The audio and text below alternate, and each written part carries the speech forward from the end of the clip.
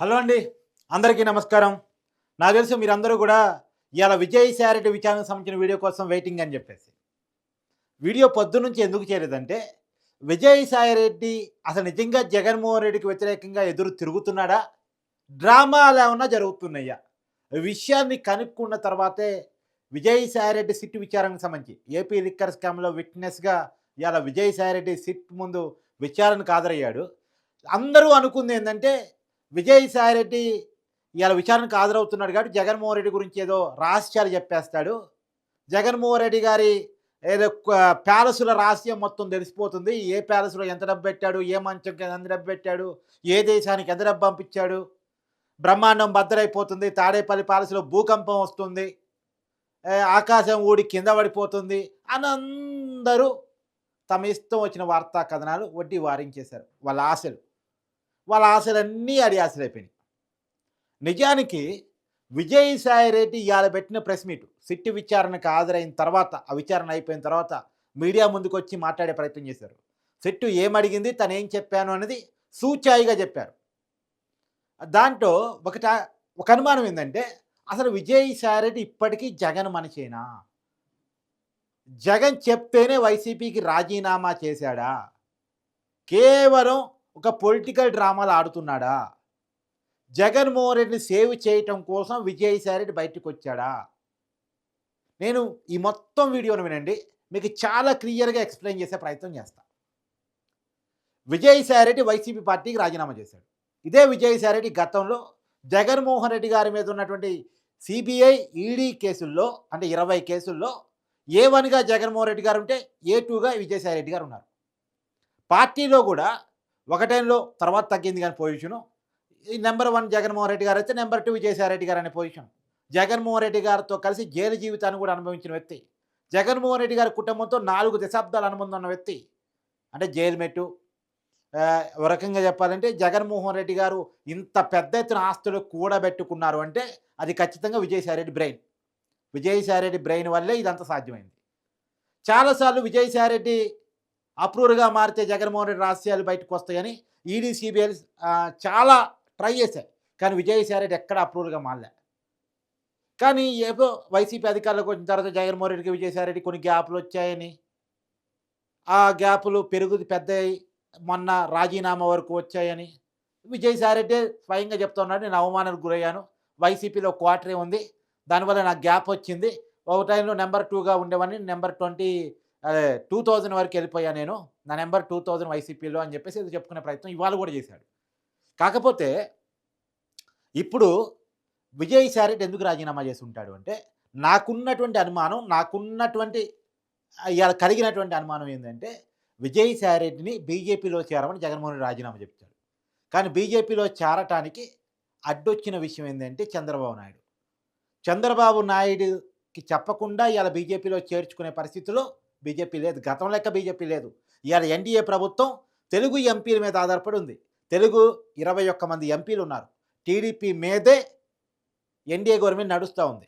నితీష్ కుమార్ ఎప్పుడు ఉండేవాడో, ఎప్పుడు ఊడేవాడో ఎవరికీ తెలీదు. నితీష్ కుమార్ నమ్మకమైన మిత్రుడు కాదు. లాంగ్ రన్‌గా చూసినప్పుడు టీడీపీ అనేది బీజేపీకి నమ్మకమైన మిత్రుడు. గతంలో ఏదో 2014, 19 మధ్య గొడవలో చెడిపోయాడు పక్కన పెట్టేస్తే, లాంగ్ రన్‌గా వాజ్పేయి ఉన్నప్పటి నుంచి కూడా ఎన్డీఏ కన్వీనర్‌గా కూడా చంద్రబాబు నాయుడు గారు పనిచేశారు. కాబట్టి తెలుగుదేశం యొక్క ఫ్రెండ్‌షిప్‌ని విజయసాయిరెడ్డి కోసం వదులుకునే పరిస్థితులు బీజేపీ లేదు. కాబట్టి 3 పార్టీల మధ్య కూడినటువంటి ఒక సయోధ్య ఏంటి అంటే, ఎవరికీ తెలియకుండా ఇంకెవరు పార్టీలో చేర్చుకోవద్దు అభ్యంతరాలు ఉన్నప్పుడు అని చెప్పేసి అనుకున్నారు. ఆ విజయసాయిరెడ్డి పట్ల టీడీపీ అభ్యంతరం చెప్పింది కాబట్టి బీజేపీలో చేరే పరిస్థితి లేదు. మీ అందరికీ తెలుసు ఢిల్లీ లాబింగ్ అంతా చేసేది విజయసాయిరెడ్డి.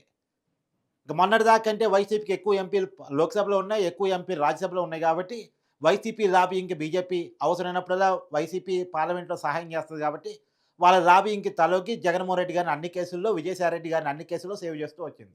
ఇప్పుడు ఆ పరిస్థితి లేదు. వైసీపీకి బలం తగ్గింది. టీడీపీ మీద ఎన్డీఏ ఆధారపడింది. ఇప్పుడు విజయసాయిరెడ్డి లాబింగ్ నడవదు. విజయసాయిరెడ్డి లాబింగ్ నడవాలంటే డైరెక్ట్‌గా బీజేపీలోకెళ్ళాలి. అవసరమైతే బీజేపీకి రాజ్యసభ పదవి ఏదైతే విజయసాయిరెడ్డిది ఉందో అవసరమైతే ఇప్పుడు విజయసాయిరెడ్డి రాజీనామా చేస్తే ఎవరికొచ్చిద్ది అది? కూటమికొస్తాయి. కూటమికొచ్చింది బీజేపీయే తీసుకోవడానికి ఎక్కువ స్కోప్ ఉంటది. కాబట్టి బీజేపీకి ఏదో సాయం చేసినట్టు ఉండాలి. బీజేపీలో చేరాలని జగన్మోహన్ రెడ్డి సూచన మేరకే రాజీనామా చేశారు. కానీ బీజేపీలో చేరటం అనేది వర్కౌట్ కాలే. కాకపోతే మరి కాదు అని తెలిసి ఎందుకు రాజీనామా చేశాడు? అంటే రాజీనామా చేసే ముందు తెలుసుగా బీజేపీలో గెలవలేదు అన్న విషయం. ఎందుకు చేసి ఉంటాడు అంటే దానికున్న కారణం ఏందంటే, కొన్నాళ్ళు బయటుండి జగన్మోహన్ రెడ్డిని పార్టీని జగన్మోహన్ రెడ్డిని డైరెక్ట్ కాకపోయినా ఆ చుట్టూ ఉన్న క్వార్టరీని ఆ పార్టీని వ్యతిరేకించినట్టు, జగన్మోహన్ రెడ్డికి వ్యతిరేకంగా ఏదో మాట్లాడినట్టు చేస్తే, అప్పుడు చంద్రబాబు నాయుడు గారు కొంత గతంలో ఉన్న కోపాలన్నీ పక్కన పెట్టేసి బీజేపీలో చేరటానికి నాకు గ్రీన్ సిగ్నల్ ఇస్తారు. బీజేపీలో మంచి సంబంధాలున్నాయి. ఒక చంద్రబాబు నాయుడు గారు అడ్డు చెప్పకపోతే చాలు. చంద్రబాబు నాయుడు గారి కోపాన్ని కొద్దిగా తగ్గించాలంటే నేను జగన్మోహన్ రెడ్డికి వ్యతిరేకంగా ఉన్నట్టు చూపిస్తే చాలు అని చెప్పేసి రాజీనామా చేసి బయటకొచ్చి అడపాదడపా అప్పుడు వైసీపీకి వ్యతిరేకంగా కొన్ని మాటలు మాట్లాడటం. మళ్ళా జగన్మోహన్ రెడ్డికి వ్యతిరేకంగా కాదు. వైసీపీకి వ్యతిరేకంగా మాత్రమే. జగన్మోహన్ రెడ్డికి ఉన్న చుట్టూ కోటరీకి మాత్రమే. ఏది వైవి సుబ్బారెడ్డి ఇప్పుడు ఎగ్జాంపుల్ విజయసాయి రెడ్డి చెప్పదలుచుకున్న మాట ఏందంటే, ఏపీ లిక్కర్ స్కామ్ జరిగింది నిజమే. కానీ కారణం రాజు కసిరెడ్డి. జగన్మోహన్ రెడ్డి కాదు. తర్వాత ఇది కాకినాడ పోర్టు లాక్కుంది నిజమే. ఎవరు చేసింది? వైవి సుబ్బారెడ్డి కొడుకు విక్రాంత్ రెడ్డి. జగన్మోహన్ రెడ్డి కాదు. జగన్మోహన్ రెడ్డి పతిత్తు. జగన్మోహన్ రెడ్డికి ఏమీ తెలీదు. నేరాలన్నీ వీళ్ళే చేశారు. అంటే జగన్మోహన్ రెడ్డి సేవ్ చేయటం, నేరాల్లో వీళ్ళందరిని ఇరికియటం. ఇప్పుడు జగన్మోహన్ రెడ్డి సేవ్ చేయటం కోసం మాత్రమే విజయసాయి రెడ్డి బయట ఉండి పనిచేస్తున్న కొవ్వట్టు. ఇప్పుడు బయట ఎవరేమనుకుంటున్నారు? ఏం జరుగుతుంది? అన్నీ జగన్మోహన్ రెడ్డికి చేరవేయటం, బయట ఉండి ఎంక్వైరీ సంస్థల దగ్గర జగన్మోహన్ రెడ్డి పేరు చెప్పకుండా జాగ్రత్తగా డీల్ చేస్తూ జగన్మోహన్ రెడ్డి సేవ్ చేయటం. ప్రత్యేకించి ఈ లిక్కర్ స్కామ్ కోసమే విజయసాయి రెడ్డి బయటకు వచ్చాడు. ఎందుకంటే ఈ లిక్కర్ స్కామ్ చాలా పెద్ద స్కామ్ కాబోతూ ఉంది. ఢిల్లీ స్కాము 100 కోట్ల స్కాము ఏకంగా కేజ్రీవాల్ జైల్లో పెట్టించింది. అప్పుడు ఢిల్లీ సీఎంగా ఉన్నాడు. Manish Sisodia Delhi deputy CM. ఆయన సంవత్సరాల తరబడి జైల్లో ఉన్నాడు. తెలంగాణ కేసీఆర్ కూతురు జగన్మోహన్ రెడ్డి స్నేహితుడుగా కేసీఆర్, కేటీఆర్ వాళ్ళంతా మిత్రబంధం కదా. వాళ్ళ కుటుంబ సభ్యులారు కవిత బీఆర్ఎస్ ఎమ్మెల్సీ ఆమె జైలు పాలైంది. తీహార్ జైల్లో గడిపొచ్చింది. కాబట్టి జగన్మోహన్ రెడ్డి తెలుసు ఈ లిక్కర్ స్కామ్ 100 కోట్ల లిక్కర్ స్కామే దేశంలో ఎంత అలచడి చేసిందో. అంతకు మించిన ఏపీ లిక్కర్ స్కామ్ బయటకు వస్తే జగన్మోహన్ రెడ్డి గారి మెడకు ఉచ్చి బిగుస్తుంది అని. అందుకనే వీరంత వరకు రాజు కసిరెడ్డి కాదంటే మిథున్ రెడ్డి అక్కడ వరకు ఆగిపోవాలి. ఆ స్కామ్ తన మెడకి చుట్టుకోకూడదు, తన దాకా రాకూడదు. తన దాకా రాకూడదు అంటే మాస్టర్ బ్రెయిన్ ఉపయోగించారు. ఎవరు ఆ మాస్టర్ బ్రెయిన్? విజయసాయి రెడ్డి. ఇలా మాస్టర్ బ్రెయిన్ పనిచేస్తూ ఉంది.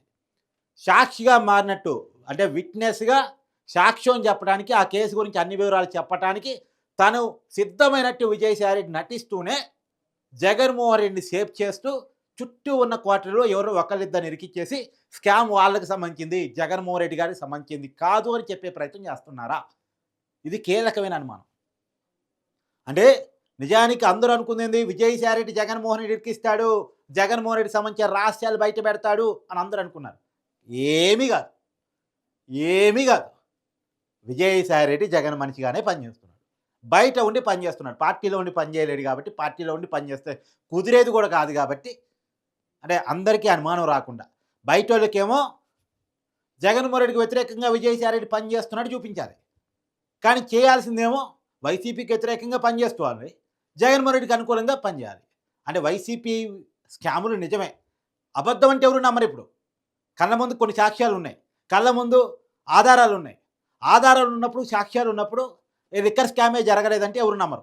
జరిగింది, నా ఇంట్లోనే మీటింగ్ జరిగింది, పలానోళ్ళు ఇవాళ క్లియర్గా ఉన్నాను. విజయసాయి రెడ్డి ప్రెస్ మీటు నా ఇంట్లోనే ప్రెస్ మీటింగ్ జరిగింది. మొదటి 2 మీటింగులు, ఒకటి హైదరాబాద్ జర్నలిస్ట్ కాలనీలో ఉన్న తన ఇంట్లో, రెండోది విజయవాడ తన విల్లాలో 2 మీటింగ్లు జరిగాయి. ఏపీ లిక్కర్ పాలసీ గురించి డిస్కస్ చేసాం. ఎవరు హాజరయ్యారు? రాజు కసిరెడ్డి హాజరయ్యాడు. వాళ్ళ co brother Avinash Reddy, SPY distilleries owner హాజరయ్యాడు. తర్వాత మిథున్ రెడ్డి హాజరయ్యాడు. అసలు వీళ్ళందరికీ లిక్కర్ స్కీమ్కి సంబంధం ఏంటి? లిక్కర్ పాలసీని ఎవరు డిసైడ్ చేయాలి? ఏపీ ఎక్సైజ్ శాఖ డిసైడ్ చేయాలి. ఎక్సైజ్ శాఖ కమిషనర్, ఎక్సైజ్ శాఖ మంత్రి, ముఖ్యమంత్రిగా జగన్మోహన్ రెడ్డి గారు, క్యాబినెట్. ఇది కదా. ఏ పాలసీనైనా, లిక్కర్ పాలసీని కాదు, గవర్నమెంట్ పాలసీని ఎవరు డిసైడ్ చేస్తారు? ఆ శాఖ మంత్రి, కమిషనరు, ముఖ్యమంత్రి, క్యాబినెట్.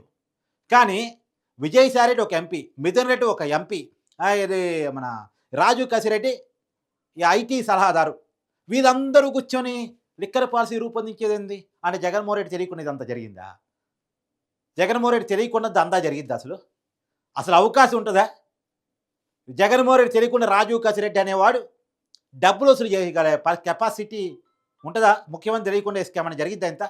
ఇంత పెద్ద స్కామ్, అది ఒక పాలసీ మేకింగ్ స్కామ్. అసలు పాలసీ జగన్మోహన్ రెడ్డి తెలియకుండా వర్కౌట్ అయిద్దా?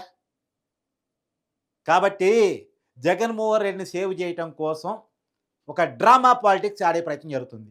కానీ ఏపీ లిక్కర్ స్కామ్ జరిగిందే నిజమైతే, జరిగిందని నేను చెప్పట్లే, విజయసాయిరెడ్డి చెప్తున్నాడు. కాకపోతే రాజు కాసిరెడ్డి చేశాడంటున్నాను. రాజు కాసిరెడ్డి చేశాడంటే జగన్మోహన్ రెడ్డి చేసినట్టే లెక్క. జగన్మోహన్ రెడ్డి తెలియకుండా స్కామ్ జరగదు. జగన్మోహన్ రెడ్డి తెలియకుండా పాలసీ రాదు. జగన్మోహన్ రెడ్డి తెలియకుండా క్యాబినెట్ అప్రూవల్ లేకుండా, జీవో మీద సంతకాలు లేకుండా అసలు మద్యం పాలసీయో రూపొందించబడదు. అసలు మద్యం పాలసీ విజయసాయిరెడ్డి ఇంట్లో ఎందుకు చర్చించారని తెలవాలి. First basic point. నా నా ప్రధాన చర్చ ఏంటంటే, ఇవాళ మీడియా ఎందుకో విజయసాయిరెడ్డిని అడగలేదు. అసలు విజయసాయిరెడ్డికి ఒక ఎంపీగా ఉన్న వ్యక్తికి, మిథున్ రెడ్డికి ఒక ఎంపీగా ఉన్న వ్యక్తికి ఎక్సైజ్ పాలసీకి ఏం సంబంధం? ఎక్సైజ్ పాలసీకి, ఎక్సైజ్ కమిషనర్‌కి, ఎక్సైజ్ పాలసీకి, ఎక్సైజ్ మంత్రికి, ఎక్సైజ్ పాలసీకి ముఖ్యమంత్రి, ఎక్సైజ్ పాలసీకి క్యాబినెట్‌కి మాత్రమే సంబంధం. వీళ్ళకేం సంబంధం ఎంపీలకి? చేసిందంతా దొంగతనం. దాన్ని దాచే ప్రయత్నం. మళ్ళా క్లియర్‌గా చెప్తున్నానండి. నవంబర్‌లో 2019లో జగన్మోహన్ రెడ్డి గారు అధికారంలోకి వచ్చిన తర్వాత నవంబర్‌లో కొత్త పాలసీ వచ్చింది. ఆ కొత్త పాలసీ అంతా రూపొందించింది విజయసాయిరెడ్డి, రాజు కాసిరెడ్డి, మిథున్ రెడ్డి వీళ్ళంతా ఎస్పీ బ్రేవరీస్. తర్వాత డిసెంబర్‌లో ఈ విజయసాయిరెడ్డి గారి అల్లుడు అదాన్ డిస్టిలరీస్ పెట్టారు. వీళ్ళంతా సొంత మద్యాన్ని తయారు చేశారు. అది కూడా చీప్ లిక్కర్ తయారు చేశారు. మద్యం షాపులన్నీ గవర్నమెంట్ చేతిలో తీసుకున్నారు. వాళ్ళ ఇష్టం వచ్చిన మద్యాన్ని ప్రజలకు అమ్మారు. అమ్మింది కేవలం క్యాష్ పద్ధతిలో అమ్మారు. క్యాష్ అండ్ క్యారీ పద్ధతి. అంటే చివరికి టీ తాగడానికి కూడా ఫోన్‌పేలు, గూగుల్ పేలు వాడే రోజుల్లో క్యాష్ ఉంటేనే మద్యం అమ్ముతామని పెట్టారు. ధరలు విపరీతంగా పెట్టారు. ఎంఆర్‌పీ రేట్ ఒకటి, అమ్మిందొకటి. డబ్బులన్నీ గవర్నమెంట్ లెక్కలో రాసుకుందో కదా, అంటే డబ్బులే కదా, గవర్నమెంట్ అకౌంట్‌లో ఏం పడవు కదా, క్యాష్ రూపంలో తీసుకున్నారు కదా, జేబులో కొన్ని పెట్టుకున్నారు. మద్యం షాపు ఏమన్నా డ్రాలో కొనేశారు. డ్రాలో వేసినయి లెక్కలో రాశారు, జేబులో వేసినయి దేశాలు దాటి వెళ్ళిపోయినాయి. ఇదొక కుంభకోణం. మళ్ళా తయారు చేసిన కంపెనీలు ఎవరి? ఒకటి విజయసాయిరెడ్డిది, ఒకటి మిథున్ రెడ్డిది, ఒకటేమో ఎస్పీ బెవరేజెస్. చెప్పాడు కదా, వాళ్ళు కూడా వచ్చారు మీటింగ్‌కి అని చెప్పేసి. ఎవరైనా డిస్టిలరీస్‌ని మీటింగ్ పిలుస్తారా? ఇది ఒక పెద్ద కుంభకోణం. వీళ్ళంతా కలిసి చేసినటువంటి కుంభకోణం. ఇది బయటకొస్తా రాదా?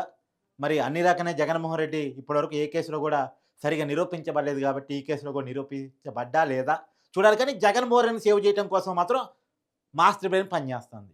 విజయసాయిరెడ్డి పనిచేస్తున్నాడు. అది మాత్రం పక్కా.